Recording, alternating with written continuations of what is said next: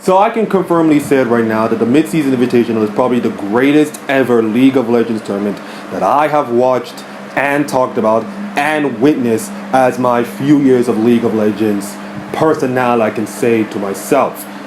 I feel like this tournament has everything that you wanted.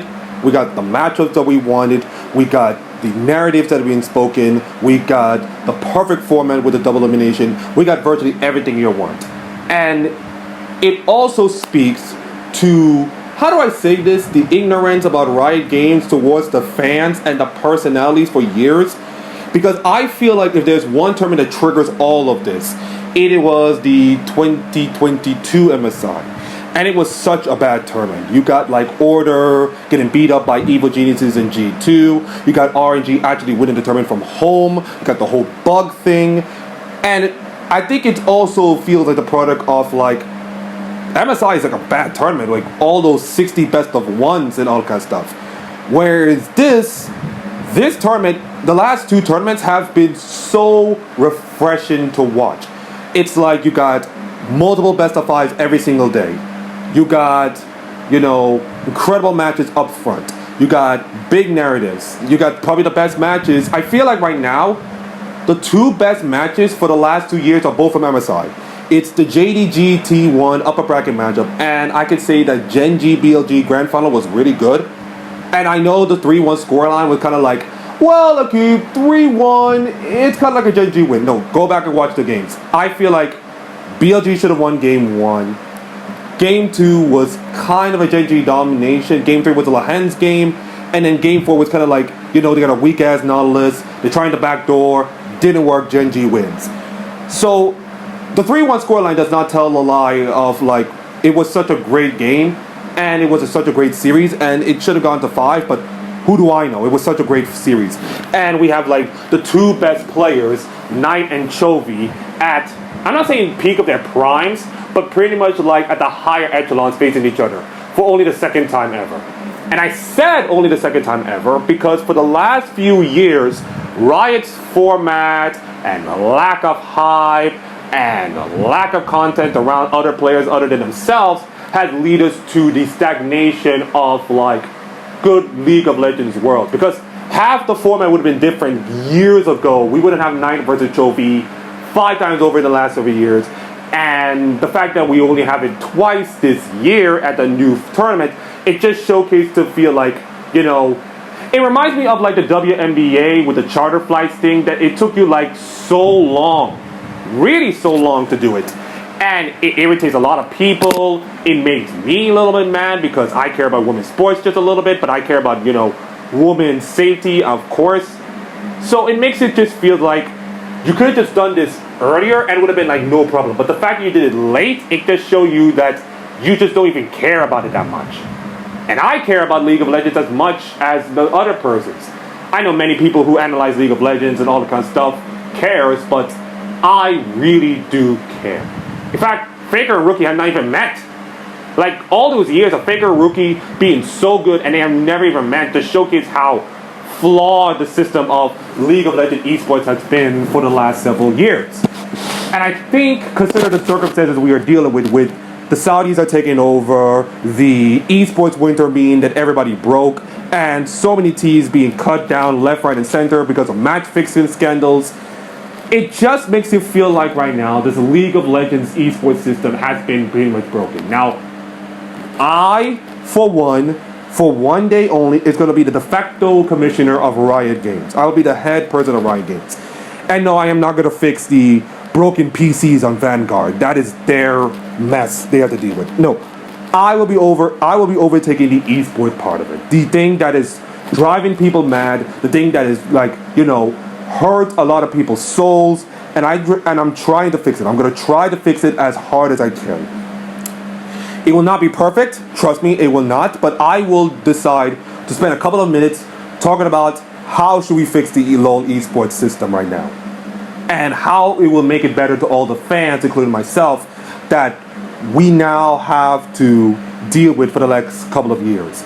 Because as you all know, there's another international tournament coming up in 2025. We don't know what the purpose of the tournament is, and I hope if the MSI keeps the format, that'll be great. But I feel like right now, there's a lot of things we have to do in order to make this work. So the first instance is to just get rid of regional competitions and make it open circuit. Now, here's my thoughts about the regional system right now. It sucks.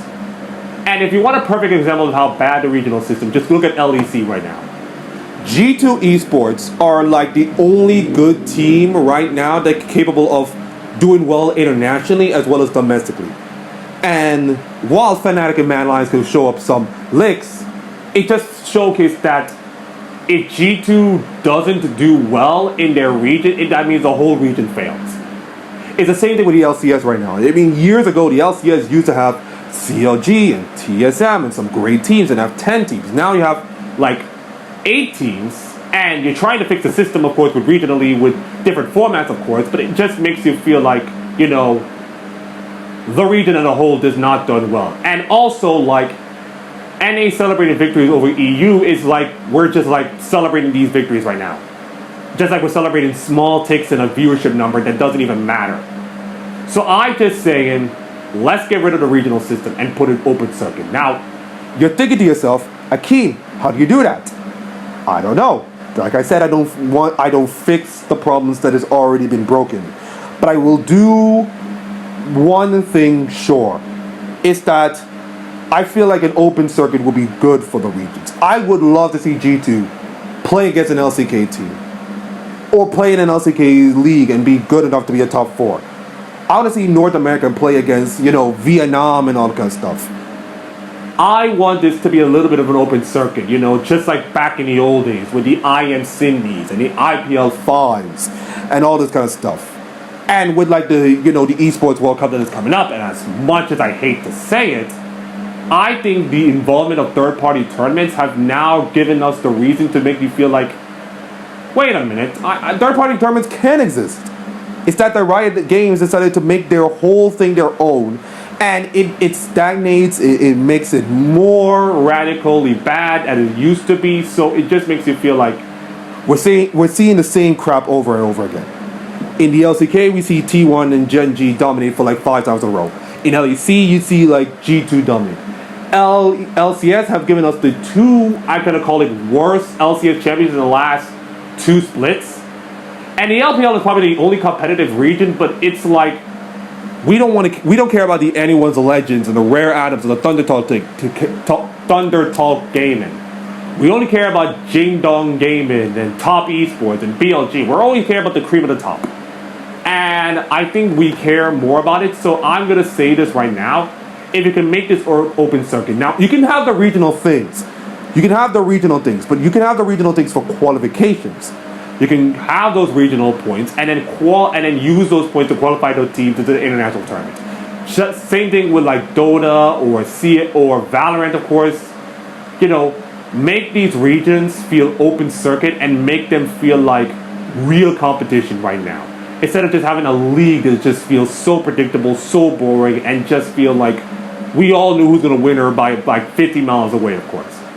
So I will have to just get rid of the regional competition, get rid of the LEC and LCS. It will hurt, yes, but it will not hurt that much if we want to do open circuit. The second thing, and it's been debatable for so many years, is you got to make Worlds double elimination. Like, I feel like that is the one thing that has been like hurting the fans so much. Like, the only reason why World single elimination has been getting reprieved is because DRX, the lucky bastards, actually won the World thing. And T1, the team that has Faker in it, who, by the way, put them in the Hall of Legends even though he's not retiring for God knows reasons, other than skin money themselves, which is fine, but still, to make them world champions.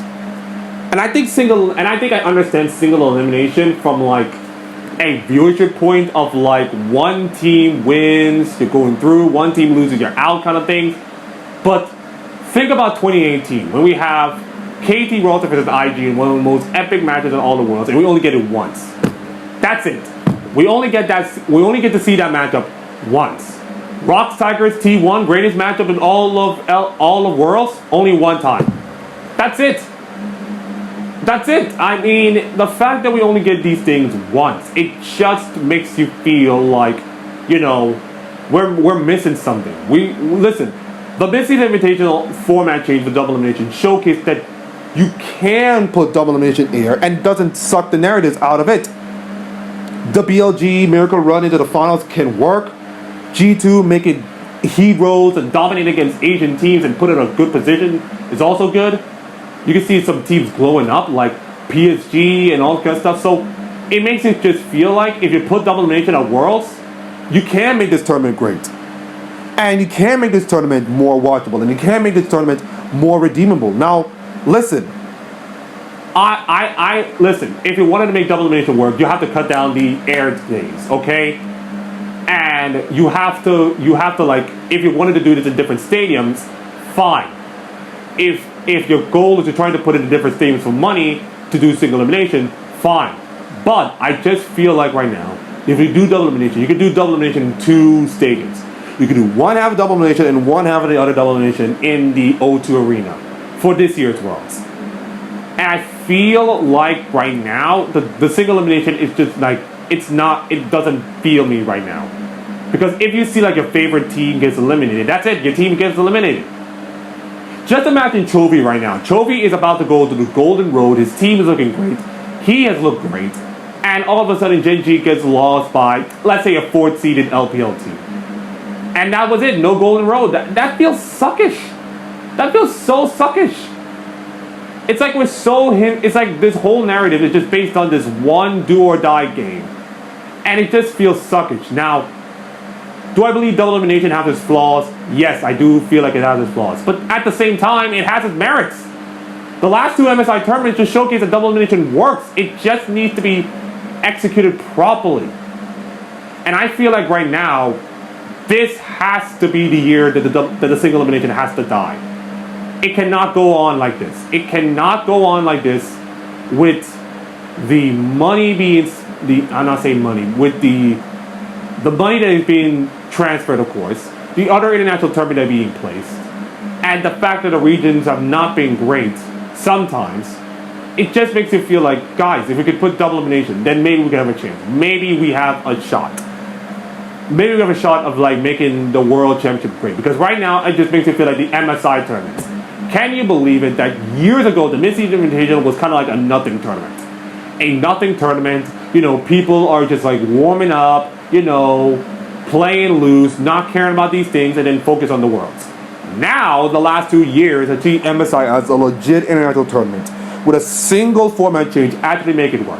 And if you can make the format change for Worlds, I can tell you, fans will invest that World Championship like it's a hawk.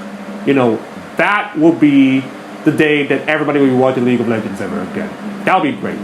So I think double elimination will be fine, and I think we'll have a better Worlds than the last couple of years. And that's on them, of course, but I think double elimination will make Worlds better.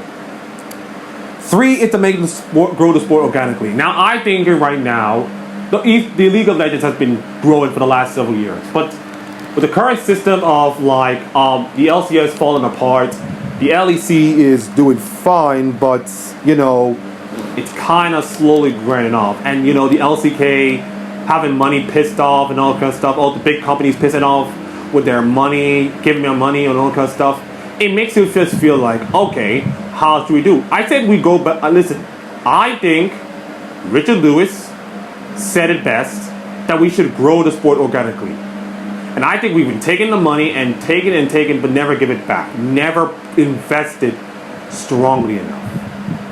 And listen, I'm not saying, listen, we have gone. This whole situation of like, can we get esports back to the 2016 mountain? It's gone right now. It's virtually gone. But what I can do is to just like, we have to grow this esport organically. We can't rely on the money anymore. And I get that the money from the Saudis is great and all, but what happens if the money runs out? What if they get bored like every rich people does? Then, of course, you're left with nothing. Your esport is going to leave with absolutely nothing but broken dreams and severed heads or something. So I think right now, if I were a small esports organization, like a Star Ladder or something, I will grow my League of Legends esport and make it like the biggest thing ever, because it can be big. like LCK has done it for years, building a product and utilizing history and making like the second biggest sport in all of Korea next to baseball or something. And I think it can work in the LCS and LEC, but it has to be like they have to take some losses in order to do that. The problem is that some rich people, co-streamers and all kinds of stuff, doesn't want to take losses. They don't want to know what losses feels like. They never know what losing feels like, of course. Not in gaming space, not in their lifetime, not ever. So asking these rich people to take some losses and make the esports grow, it's not happening. They would rather take the bag rather than anything else. But for other people, they would rather see this growing. They would rather have to grow organically, and if they have to take losses, fine. And that's the people I respect. I respect the people who decided to grow the game, of course. I may not be rich and all kinds of stuff, but I know when to like invest and grow and be patient and do all the kind of stuff, these simple things. So I think like growing the esports organically will be better. How did they do that? I don't know. But I think, and I think it leads us to like 7, of course. It might lead us to 7. I think 3 and 7 are kind of the same thing, but they're kind of like different. But I think I will have esports tournaments in Europe with high schoolers and colleges. Their academy systems, of course. And it's not just like, all across Europe and everybody else. It has to be like international, of course. And I think LEC has done that with the EMA and Masters, and I think I love that. But I feel like right now we're at the point like the League of Legends needed the money, of course, and that's fine because of the esports winter. But at the same time, it's like once that money ran out, what can we do? What can we do, of course?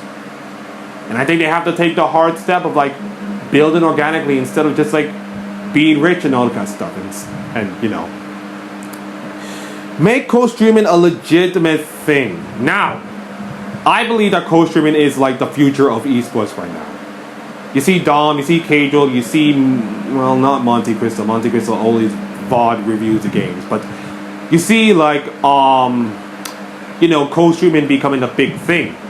Cajal, who was an excellent analyst for LEC, and probably everybody likes him, like I kind of like him, decided to leave his cushy little caster job to co-streaming for like millions of rats or something. And he's getting hundreds of thousands of dollars. And at the same time, you see casters not getting like the payment they want. They're being too loyal to the thing. While other casters who've done hard work for so many years getting screwed over because of nepotism or something. And I just feel like right now, Cajal is doing the right thing. Why spend years casting for peanuts on the dollar and may or may not cast a international event because of the nepotism that's going on with RIOT, or just sit at home, co-streaming for millions of dollars and be rich and be happy about it and just talk whatever you want without the burden of RIOT coming to your head. Well, of course, you have to follow RIOT's rules in order to co-stream, of course, but listen, I feel like co-streaming is not the future right now. And I feel like right now, it just makes the casters obsolete. It makes casters really obsolete. Now, I like the casters, but I just feel like right now, if the casters cannot find a side hustle to hold these things, they will be like burned out, of course, at the end of the day. And it will not be great for them. It will not be great for their mental. It will not be great for their financial rewards. It will not be great. Like, it leads me to like number 5, which is like pay the casters League of Legends money. I want these casters being paid Tony Romo money. Now, I'm not saying, listen, they're not Tony Romo or anything. Nobody's Tony Romo in a kind of thing. But I feel like right now, the casters are just paying less. And you got people who does not get the beneficial. And I just feel like right now, there's Nightmare, there's Lyric, casters who have done work, not given any trouble, not hurting a fly, getting absolutely less recognized than like your Dracos and your Medics or your Atlases of the world. And I like Atlas, don't get me wrong, but there are other casters I could just swap out and just put it into a different casters, and they'll be like fine. They're good enough. And I feel like right now, if I were the ESWC, I will. Oh wait a minute, Akeem. They can't pay the other casters because they're kind of like string rope by Riot. So sucks. But if I were ESL or any other region, I would pay these casters all the money in the world to have you cast a League of Legends match. I will have Nymera, Lyric, and Quickshot. Yes, Quickshot got fired by Riot. Do not forget. But if I were ESL, I will have Quickshot, Lyric, Nymera, and that will all be. And that's already a good group already. That's already a good group of people to have your casters and all that kind of stuff.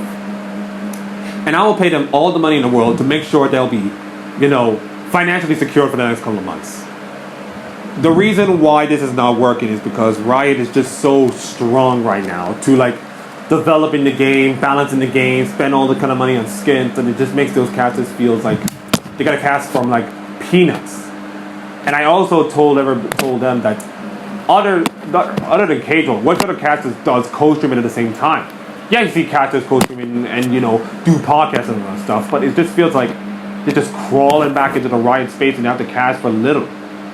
And I just also tell everybody from my last video, why can't many casters take a stand about this? You see nurses and workers protest and call for strike for barely minimum wage and then do strikes. Why can't they just do that? Because of the risk of them being fired at Riot. And of course, if you can't say anything, decent about it, then you'll be fired. It's kind of like they're robots of a certain kind. They're kind of puppets of the Riot string. The Riot hand is controlling all these puppets, controlling what they say and do and all that kind of stuff. And I just feel like if you're Shox, holy cow, if you're Shox. If I were Shox, I will not blame her for quitting the League of Legends and go to CSGO or something. I will not blame her a bit. Yeah, the ESL is owned by Faceit and all the money, but if I was Shox, I'll go. I will go right now to ESL and spend my days there, because it's just too much for her. The fact that she can't do anything decent, and anything that she can't do anything and the fact that some of them are against the law, it just feels like if I were a caster in a Riot Games studio, I would just quit right now and be a co-streamer. And either you pay me caster money, pro League of Legends money, like Sword Art did, or I walk out and go co-streaming and do 10 times more than I can do, and be more famous. So, yeah, that's just you gotta pay the casters money. You gotta pay the casters money, and you have to treat casters like real players, of course. And unfortunately, by not doing that, you just alienate the casters less and less. I mean, the casters are the lifeblood, the storytellers of certain games. And the fact you're underpaying them, it just showcases that maybe you don't care about them anymore. Maybe co-streaming is the future, and that's fine. But man, it's rough for these people. Next up is to just hype the matches more and I feel like right now, I get it. You don't have to do WWE kind of style promos, but I just feel like right now, 9 Trophy should be a matchup that could be hyped up, like a WWE matchup. Now, you can do that for the upper bracket, you can do that for the finals, but make the matches more hype. Get me hyped to watch G2 versus Fnatic in a grand finals of a spring split, instead of just here's the organic flowers, here's the winter split, and all that kind of stuff. And it makes you feel so draining, of course, to see that happening. And it just makes you feel less interested in the matches. Gen G versus T1, that's already hype as hell. Yes, these two teams playing each other, but the production, the way the finals are presented, the caster John doing this thing, that's incredible. And the fact that we have no advertisement for that finals, no advertisement for that finals, no hype around these finals, it just makes you feel less draining. Did anybody know that TL FlyQuest was a finals? And no, well, that's the point. You gotta make these matches more hype. Now, I'm not saying make it like WWE or the NHL Stanley Cup Finals or the NBA Finals, of course, but make these matches hype. Produce some content that makes the matchup hype. Why do you want me to watch Knight versus Winner? Why do you want me to watch Faker versus Pays or something? Why do you make me want to watch Caps and Humanoid? Give me reasons to watch. Give me more hype. Give me more creativity. The problem is that we lost so many content creators, in the LEC and probably some in the LCS, then it makes the matchups less hype, of course, less kind of fun. And if I were like a producer, I will hype this matchup to a T. I will make this matchup like the biggest matchup of the year. Create a history matchup, of course. Create some history. Create some notion. Talk to the former players, of course. Talk to ex-players, of course. If G2 and Fnatic were to face off, give me Perks from one side. Give me Broxa. Give me Soaz. Give me those people. Talk about the interviews. Create some history. Splice up some matches from past matchups. Yes, the G2 Fnatic matchup may be a regular season matchup and it will not be great. It will be a stump. But at the same time, make these matchups care more. Just make these matchups care more. Like, listen, Arsenal and Manchester United just played, and it got the promo and kind of everything. And even though Arsenal might win, and everybody knows Arsenal might win, you still got hype for this matchup. You still got evenly hype for this matchup, even though everybody knows that the inevitable will happen in G2 wins. So the fact that the matches have not been hyped that much, and the content have not been greatly exaggerated, of course, it just goes to show you that the lack of content is needed. The lack of content is needed to be addressed even more. And I just want some hype matches, some really good matches, of course. How about number 7? Create an ecosystem for high schoolers and college programs. This is, of course, the same thing I tell you about the number 3, which is the organic part, but I think it's more specifically with the LCS. And the LCS, holy cow, this is bad. Like, I know many people are clamoring, we got NA talent, everybody! Well, yeah, but your NA talent is comprised of imports, some academy players, which is fine, of course, but I wanted you to imagine how many high schoolers are playing League of Legends right now. None. Fortnite is a more popular game for high schoolers. Can you believe it? A random Fortnite game is more popular than the League of Legends game. The barrier to entry is just tough for these people. The toxicity is too much for them. The ping is not as great. So I just feel like it's just so funny that Riot Games is based in America and it can't even fix the simple American systems that make League of Legends great. I mean, come on, you make the PCS look better than you guys. Just imagine PCS right now, developing and organizationally well, and the fact that PCS is doing 10 times better than you. Even eliminating FlyQuest right now. And we're all celebrating like 1% of like organic viewership, of course. That shows that you don't even give a damn about the LCS right now. Like, listen, don't get me wrong. I feel like the LCS have good potential. I feel like the LCS is a decent league. The problem with this league is that it has the problems of like Western culture society. It's too ignorant. It's too care about money, and it can't even talk about the problem until it's way too late. And I just feel like right now, you know, we need the LCS we need the Riot Games, and that leads us to probably number 8, and probably number 8 even more. We need real people to take care of esports, which is why I wanted to say we need to get rid of John and Naz. We need to get rid of John Neiman and Naz Alahanti from the Riot Esports program. Now, I get it, they're lovely people. Okay, lovely people is not the right word. I said they're decent people, but decent people is not going to make the esports better. I think the fact that Naz decided to not give a damn about the LCS just showcased how bad the LCS is. Now, I do not think my video is going to change everything. I'm just a guy talking on a mic in front of like 22 subscribers, of course. I'm just a small guy. But I will say this. If you're an esports fan who comes from North America and you see the disparity of like North America esports compared to like the rest of the regions, you're mad. You're not mad at the players. You're not mad at the team. You're not mad at the organization. You're mad at Riot for not making the esports more bigger in North America than it is right now.